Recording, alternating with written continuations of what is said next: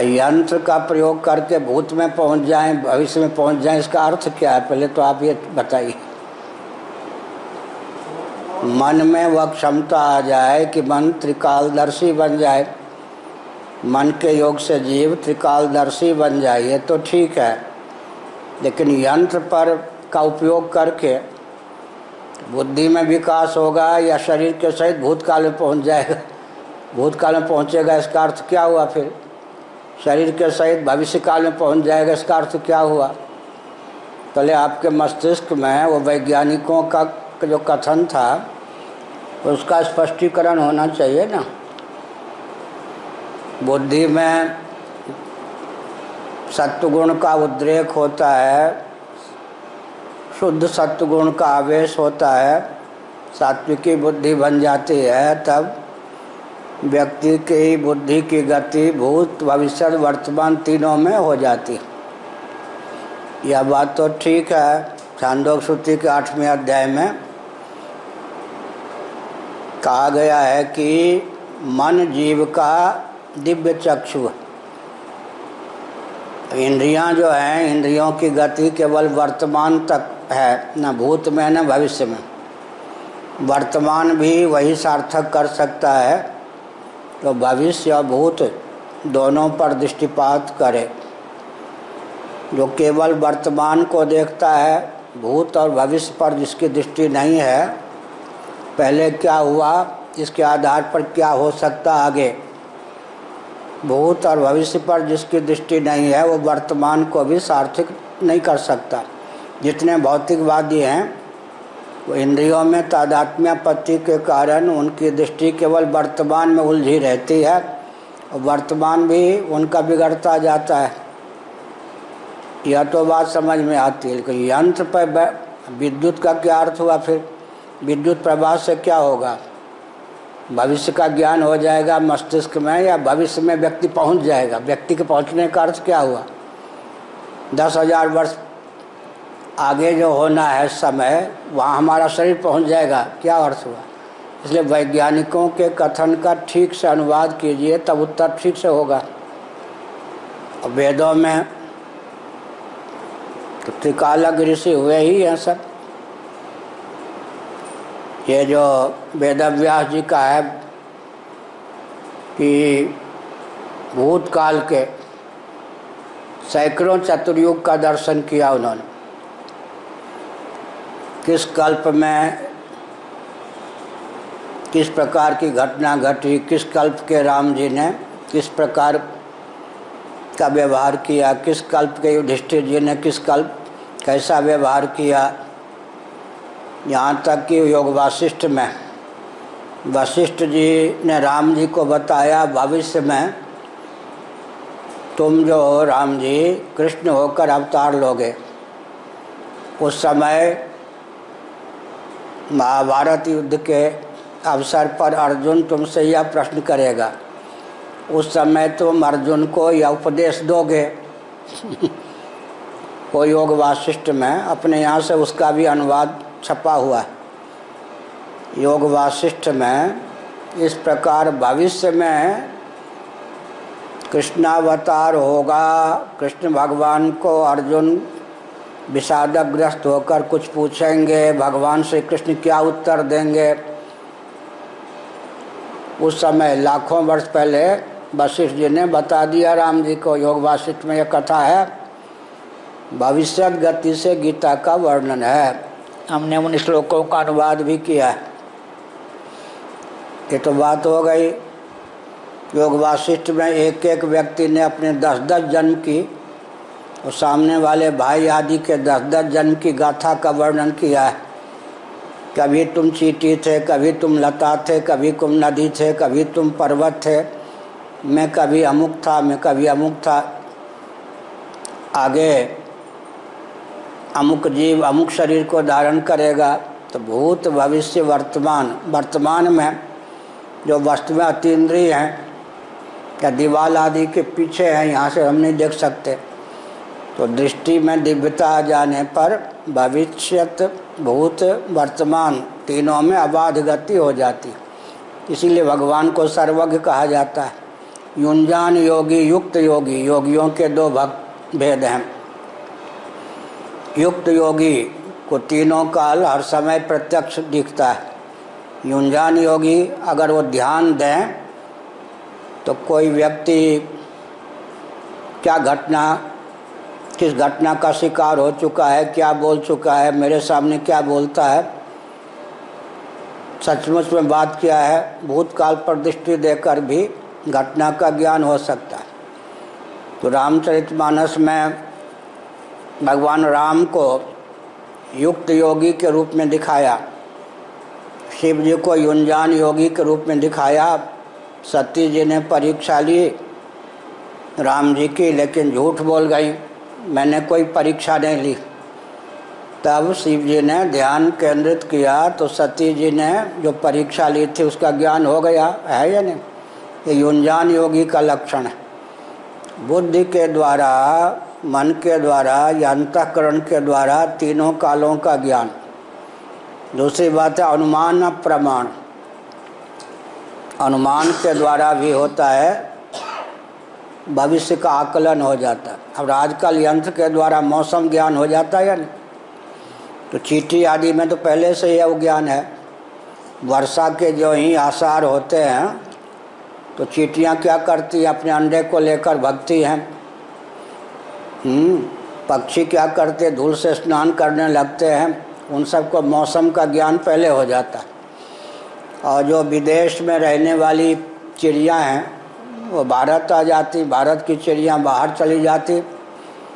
उनके अग्रदूत होते हैं, वो जाके टोही दल, पाकिस्तान में जाना है, कहाँ जाना है, गंगा सागर से हम लोग आते हैं, गंगा जी में सैकड़ों एक एक जाति की चिड़ियाँ होती हैं, वो सब बाहर से आई होती हैं। फिर उनके अनुकूल जब मौसम भारत का नहीं रहता या भारत के किसी क्षेत्र का, विश्व में जिस देश में उनके अनुकूल मौसम रहता है वहाँ वो पहुँच जाते हैं। उनके पास भी अग्रिम दूत होता है, अग्रदूत। चिड़ियों में वो तो है ही, भविष्य के दर्शन की क्षमता चिड़ियों में है, चींटियों में है। और पशु पक्षी आदि रोने लग जाते हैं, चिल्लाने, कुत्ते चिल्लाने लग जाते हैं, सियार बोलने लग जाते हैं, कौवा काई काई करने लग जाता है। उनको भविष्य का ज्ञान पहले हो जाता है। ये सब तो ठीक है। और मशीन पर बैठ जाएगा व्यक्ति या क्या करेगा, वो पहले आप वैज्ञानिकों ने क्या कहा उसका ठीक से ज्ञान प्राप्त कीजिए। ठीक, और होता भी है। पारद शोधन का वर्णन है। पारद लिक्विड है ना, उसके संस्कार के द्वारा उसको सॉलिड बना लेते हैं, शिवलिंग आदि बना लेते हैं।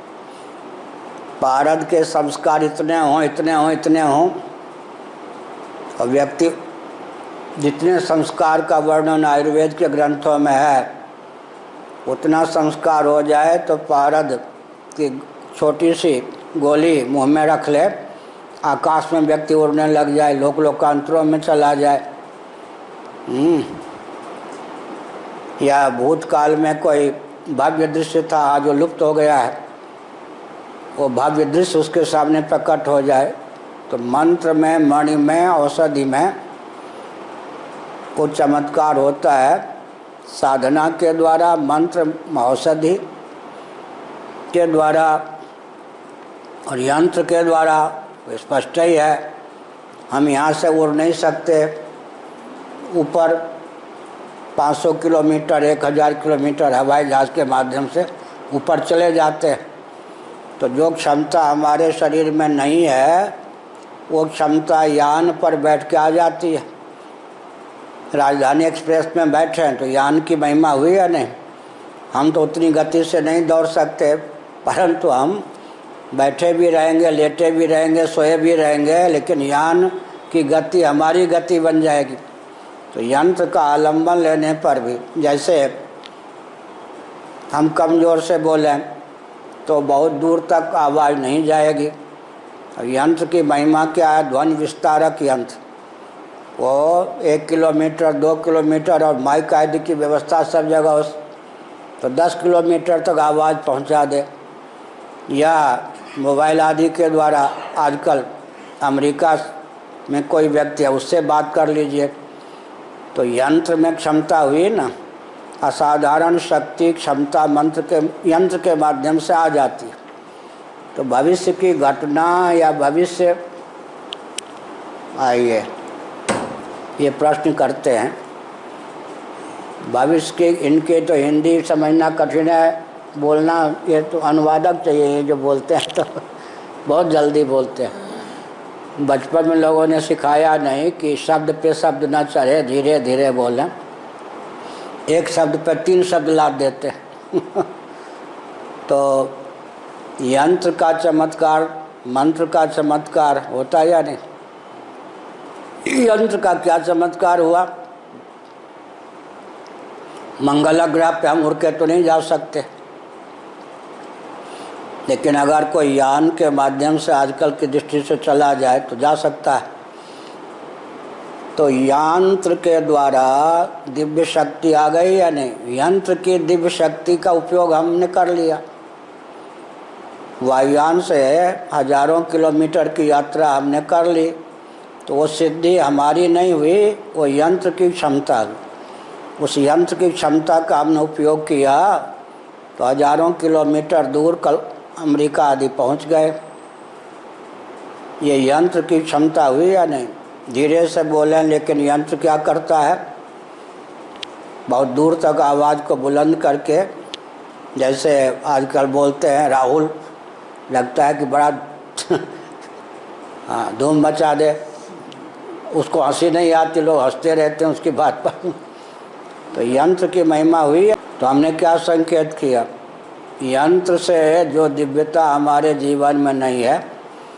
अब डॉक्टर है, आंतों का चित्र आँख से तो नहीं ले सकते, देख नहीं सकते, लेकिन यंत्र के माध्यम से बाल खाल का व्यवधान रहने पर भी वो चित्र ले लेते या नहीं, घुटने आदि का। तो यंत्र में ये क्षमता हुई या नहीं? तो यंत्र में जो क्षमता आती है उसके मूल में तंत्र काम करता है, प्रोसेस मेथड। तंत्र में क्षमता आती है। मंत्र से, मंत्र का अर्थ होता है किसी भी वस्तु और व्यक्ति में निसर्ग सिद्ध नियम, उसका अर्थ होता है मंत्र। समझ गए? तो जितने भी यंत्र हैं उनके बीच मूल में क्या होता है? फिजिक्स की क्या आवश्यकता है?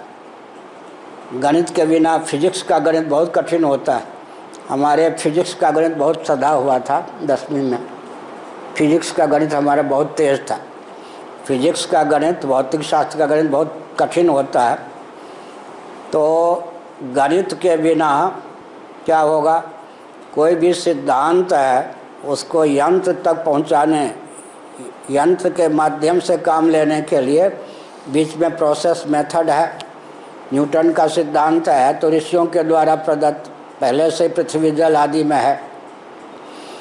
सिद्धांत या नियम जिसके आधार पर वस्तु काम करती है, व्यक्ति काम करता है, उसका वैज्ञानिक दर्शन करते हैं, ऋषि मंत्र दृष्टा ऋषि भी दर्शन करते हैं। ठीक है? उसको फिर सर्वसुलभ कराने के लिए क्या करते हैं? प्रोसेस बनाते हैं। तो मंत्र को तंत्र का रूप देना और तंत्र को यंत्र का श्री यंत्र भी है या नहीं? तो ये तो यंत्र की महिमा हुई या नहीं? अब यहाँ पर तावीज़ बांध लेते हैं बहुत से लोग, तो उस तावीज़ का अर्थ क्या होता है? उससे रोग आदि का निवारण होता है, टोनाटा पर से व्यक्ति बच जाता है। इसीलिए गौड़पादाचार्य जी ने मांडुक्य कारिका में लिखा है, कई प्रकार की सिद्धियाँ होती हैं। एक सिद्धि होती है योनिगत, जन्मगत। गंगाधर में जी का नाम सुना ही होगा। तो हम बचपन के बाबा हैं, उनको मालूम था। हमारे बारे में भ्रम ये होता है कि वे व्यवहार क्या जाने, आपको नहीं भ्रम है। दिन रात पढ़ने लिखने वाले, राष्ट्र का चिंतन करने वाले बचपन से हमारा व्यसन है। तो लोगों को होता है व्यवहार में शून्य है। ये पद भी हमको क्यों मिला मालूम है? हमारे बारे में आकलन ये था कि पढ़ने लिखने वाला व्यक्ति है, साधन करने वाला व्यक्ति है, ईमानदार है, ये सब तो ठीक है। व्यवहार में जो यहाँ थे ना व्यक्ति, वो इसका संचालन करते रहेंगे। ये एक मिट्टी का व्यक्ति बन के बैठा रहेगा। तो एक बार वो घर में भी, मैं जब दिल्ली में था तो बड़े भाई ने कहा कि ईमानदारी के कारण बहुत कष्ट में हूँ।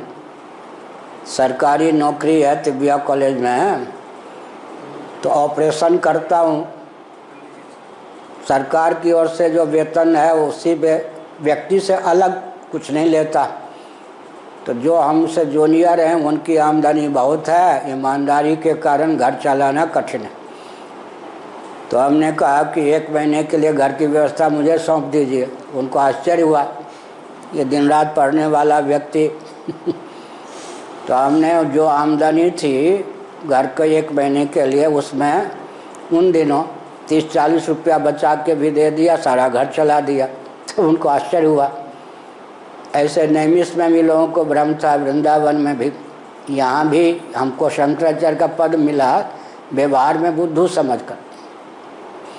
जब हमने ये दिखाया कि हमको ठगा नहीं जा सकता है, तब सब परेशान हो गए। हमने परेशान नहीं किया किसी को, लेकिन हमको यंत्र नहीं बनाया जा सकता। तो हमने क्या संकेत किया? हमने ये संकेत किया कि गंगाधर मिश्र जी ने कहा, जब मैंने कहा सरोवर वो गड्ढा वाला जहाँ है, तो उन्होंने कहा कि आपकी यह बात नहीं मानी जाएगी। हमने कहा अभी तो उसमें 2-3 लाख रुपये खर्च होंगे, जब कभी होगा, इसलिए नहीं मानी जाएगी कि आप तो बचपन के बाबा हैं, व्यवहार क्या जाने। गाय यहाँ रहती थी ना पहले, वो गाय बछड़े डूब जाएंगे उसमें। तो हमने कहा आप हमको बुद्धू समझते हो, गाय बछड़ों को तैरना सिखाया जाता है क्या? तो समझ गए कि बुद्धू नहीं बनाए जा सकते, समझ गए।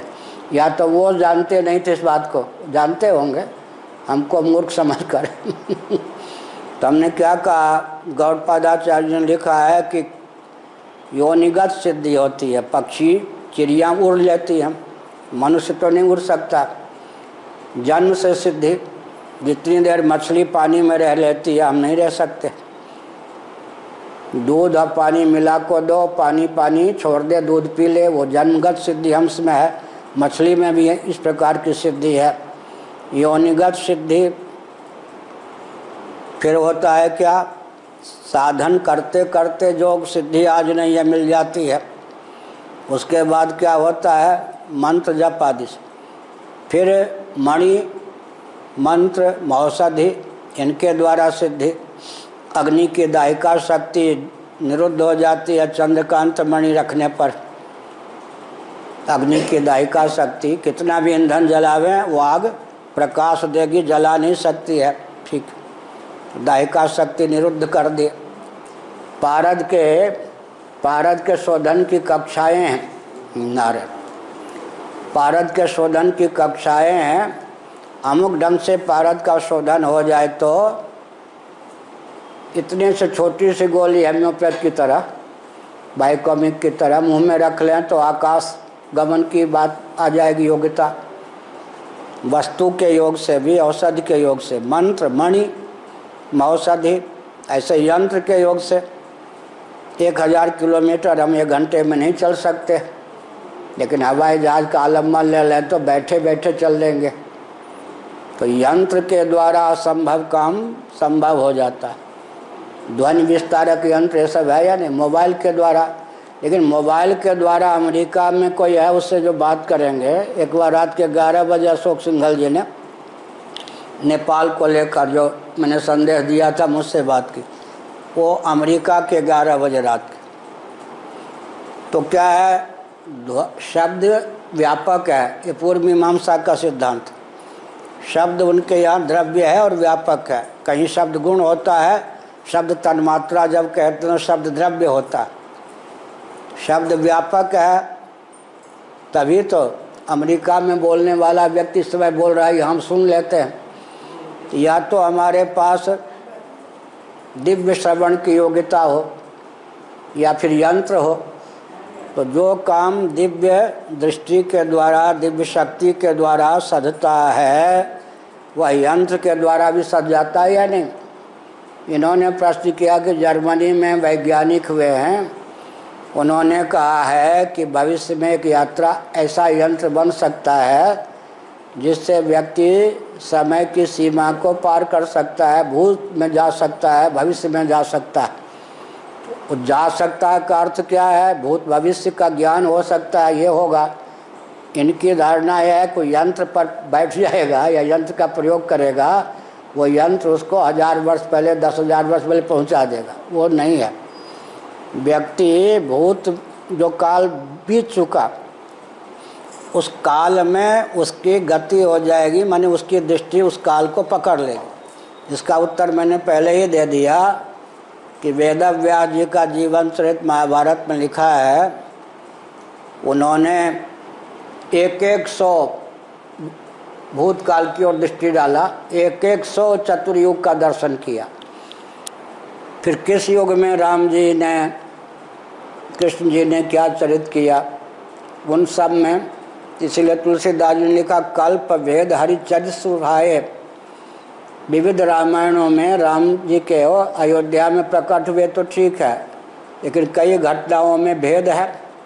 महाभारत के परीक्षित ने भागवत कथा नहीं सुनी है, और भागवत के परीक्षित ने भागवत कथा सुनी है। भागवत में बलराम जी ने बहुत समय तक यात्रा की, लेकिन महाभारत के बलराम जी ने बहुत कम दिनों तक यात्रा की। कल्प भेद, तो आनंद रामायण में लिखा है कि कल्प के भेद से अर्जुन आदि के चरित्र में, भगवान आदि के चरित्र में भेद होता है। तो कल्प भेद से मतलब सैकड़ों कल्पों का ज्ञान। वाल्मीकि जी ने रामायण लिखा और राम जी से राज सिंहासन पर बैठ गए, इतनी घटना घटी थी। आगे का ग्रंथ भी, आगे जो करेंगे लीला, सब दिव्य दृष्टि से देखकर लिख दी। भगवान रामभद्र के जीवन काल में ही वाल्मीकि रामायण तैयार हो गया था। आगे जो कुछ चरित्र करेंगे वो देख करके हो गया। अब भागवत को ले लीजिए, इतिहास वाले आजकल तो दिमाग ही उनका खराब हो जाएगा। शुकदेव जी ने कथा कह दी, तब भागवत की रचना हुई।